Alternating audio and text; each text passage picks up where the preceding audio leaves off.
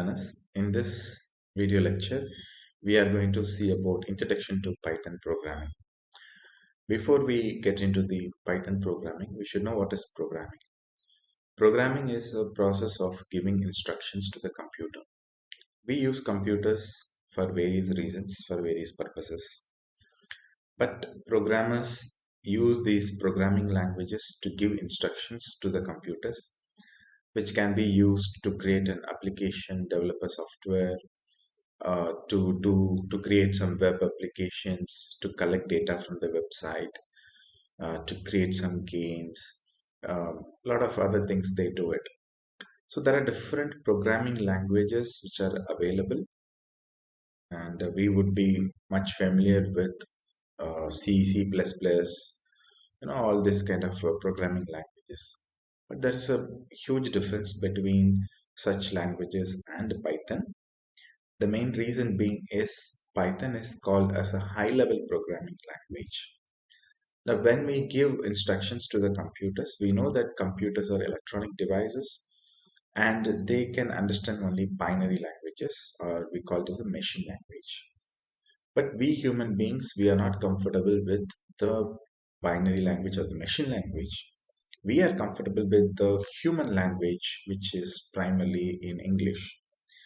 So, as a human, when I interact with a computer, I interact with my human language, whereas the computers cannot understand human language. They can understand only the machine language. So, here comes the problem. So, when in a meeting, if suppose there is a person from Japan and he is trying to take a lecture to you in Japanese, you don't understand because you do not know Japanese and he doesn't know your language. So then what we do is we bring in a translator who can understand both the Japanese language and your native language. So same way when we started programming the computers, when we started to give instructions to the computers did not understand because they did not understand the human language. And that's where the programming languages were created, which were like in English like language, which the users can learn that language to communicate, to interact, to give instructions to the computer. But when they started creating the languages, it was though it was much easier than the machine language, but still it had a lot of syntax rules and regulations. Like in every language, we have grammatical rules and structures. Same as that, the computer programming languages also have so many grammatical rules. We call it syntax and structures are there. So the programmer should learn those things first, remember it when they try to give instructions to the computer in the form of computer programming. In that sense, Python is very, very simple and easy. And we call it a high level language. Why? Because if in case you have a continuum from like on one side you have the machine language, on the other extreme you have the English human language. Those computer programming languages which are towards the left side, like which are very close like machine language than English language, are called as the lower level language, which is very difficult to understand. Whereas on the other side of the continuum, we have the English like language, where the programming languages which are almost similar to the human language, we call it the high level language, which like it's like English like. So the human beings are very comfortable to understand and to learn it. At the same time, the computers are also able to understand those languages. So, how in the human example of Japanese and your native language, we said that there is a requirement of a translator. In computers, we also require certain tools which help the computers to receive the human language and convert that into the machine code or machine language and then to understand it. So, we call those tools like interpreter and compiler, which helps the computer to read the programs and then understand the instructions, convert that into machine language, and then it will execute the commands.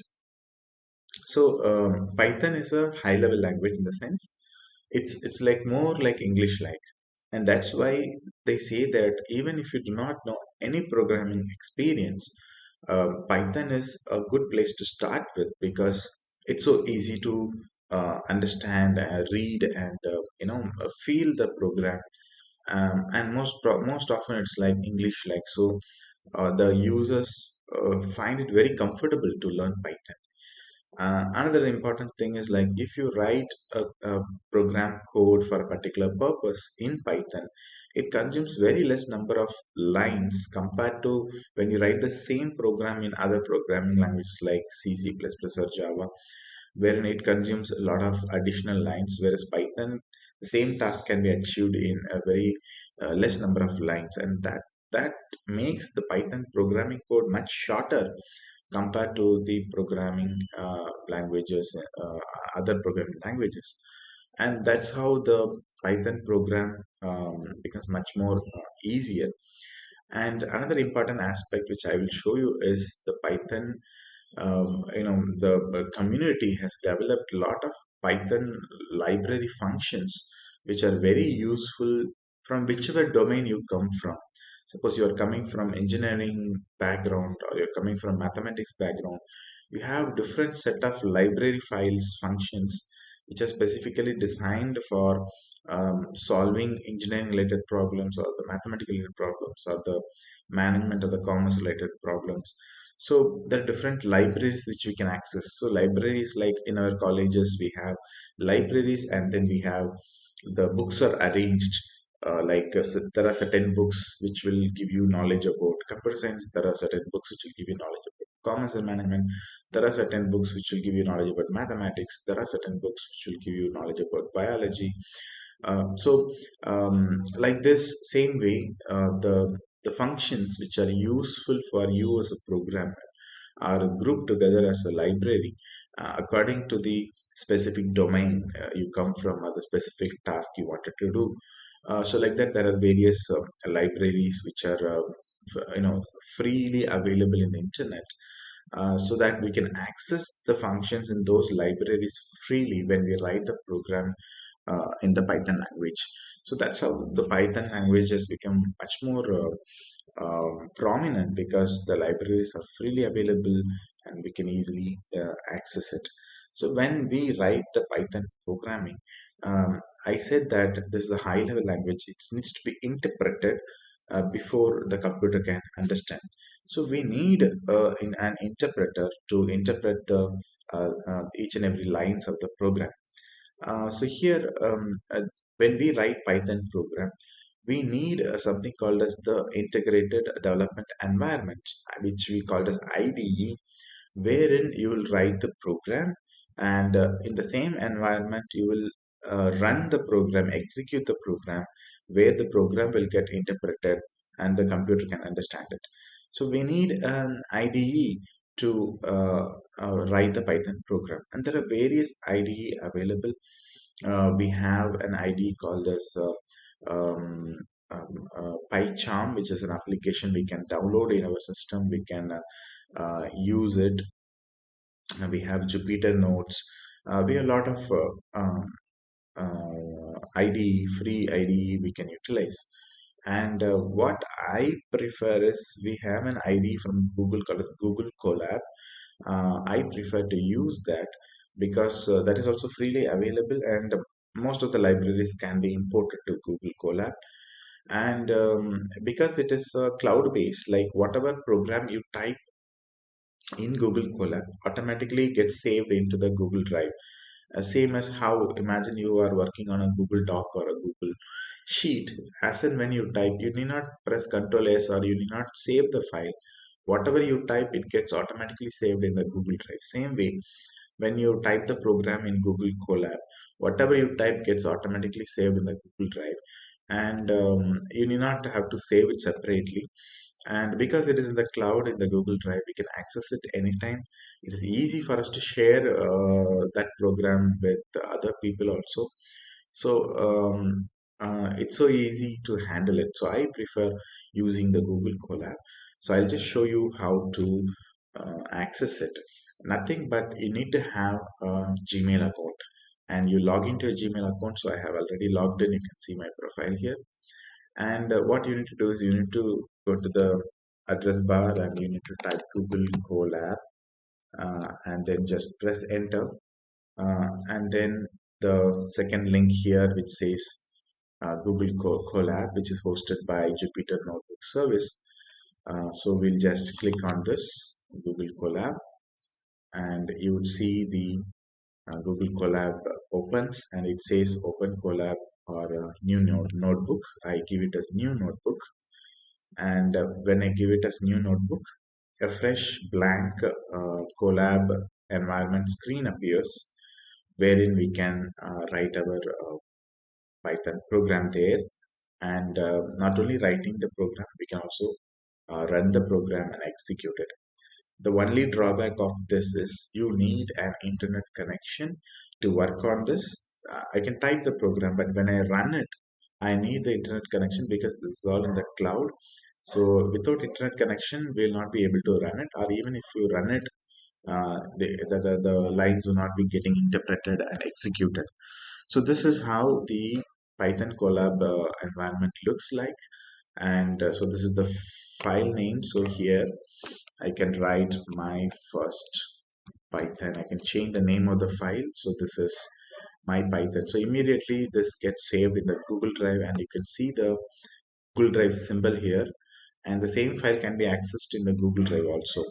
So this is the environment we write the Python program, and here is the run button. Once you write the program, you can just uh, execute it, and the Python program gets interpreted and it gets run. So this is required when you try to any ID you can use it, but I prefer using the Colab, Google Colab, which I find it very uh, easy and also convenient, because we can easily the whatever you type gets automatically saved. You can see here on my screen it says all changes saved. So whatever I type, it's going to get changed here. So I'll just quickly show you a Python program. So I'm going to create a variable called as a with a number 10, and I'm going to create a variable called as b with, and I'm going to assign the value of 15 to the variable b. So a is equal to 10 means a is the variable which is on the left hand side, and we have the equality symbol. On the right hand side, we have the number, the value. So what I'm going to do is I'm going to create a variable called a. I'm going to assign the value 10 to the variable a. So a equal to 10 means right hand side is assigned to the left hand side. So 10 is assigned to the variable a. Same way, the second line of the program, the value 15 is assigned to the variable b. So in any programming languages, the computer codes are executed line by line. There are two tools which I told you. One is the interpreter and the compiler. So here the Python utilizes the interpreter, wherein the line by line the program code is executed. So the first line of instruction, what we tell to the computer Python is, you create a variable called a, and you assign the value of 10 to this particular variable a. It's so simple, right? I'm not writing any code. I'm just telling a is equal to 10, b is equal to 15. And Python understands that, oh, I need to create a variable called a, and I need to assign the value 10 to this particular variable a.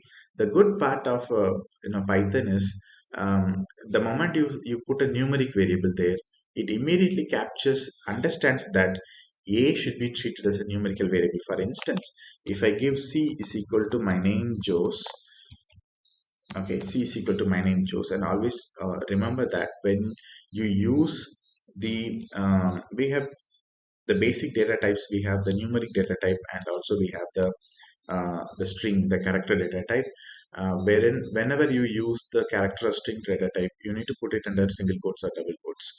If you don't give the quotes, it will be treated as a numeric variable. And you can see here the numeric variables are treated as green in color, and the string, the character one is given in a different color. So here what I have done, I created the third variable which is c, and I'm assigning the value of Jose to c, whereas Jose is a text, is a character data type which is being assigned to the variable c. So this is how we create variables and we assign values to it, and immediately you can note down here it says all changes saved. So as and when I type, everything gets saved over here. So what I'm going to do is I'm going to create another variable called d, and then I'm going to add a plus b. Okay, so I'm going to create another variable d, and I'm going to add these two variables a plus b, and then I'm going to print that variable d, which what d does, it takes the value of a, it takes the value of b, sums both the values, assigns that summed value to d, and what I'm going to do is I'm going to print d. Okay, so it's so simple. Like, the Python programming is very simple to understand easily. Anyone can easily understand what we are trying to do. And then I'm going to just run this, and you could see here immediately I got the answer as 25. So this is how we create a simple Python program and we run. So here, if in case instead of a plus b, if I give a plus c, and then if I run it, and you can see here Python will throw an error, and immediately you can see when I typed it, the line is indicated with a red color line. It says that there's some mistake here, and if you come down, it will show the error here. It says type error, unsupported operand type plus. One variable is integer, whereas the other variable is string, a text or character type. I can add two numbers. I cannot add a number with the text. That's why Python did not understood. So what happens is, when I assigned a numeric value to the variable, Python treated this variable as a numeric variable. When I assigned a string variable to string to this variable called c, Python defined this variable as a string variable. So Python knows that a and b are numeric, c is going to be string. And when I added a numeric variable with a string variable, it couldn't do that, and it clearly understands that this is a numeric variable and this is a string variable, and it throws an error stating that it is a type error, data type error. I cannot add a number with a string. All right, so this is how the Python program gets executed. And most of the times we can run the basic programs without any usage of the library. We can use the inbuilt functions and we can write the program. And as we proceed further with the further lectures, wherein we have to take the help of the functions which are stored in the libraries. So for doing that, we need to first import the library to the Google Colab environment. Once we download the library, imagine a library like a collection of books. So once you download the library to your Colab environment, we can utilize the functions inside the library, and we can use those functions in our programs, and we can achieve what we wanted to achieve. So I hope you got a good understanding of what is Python.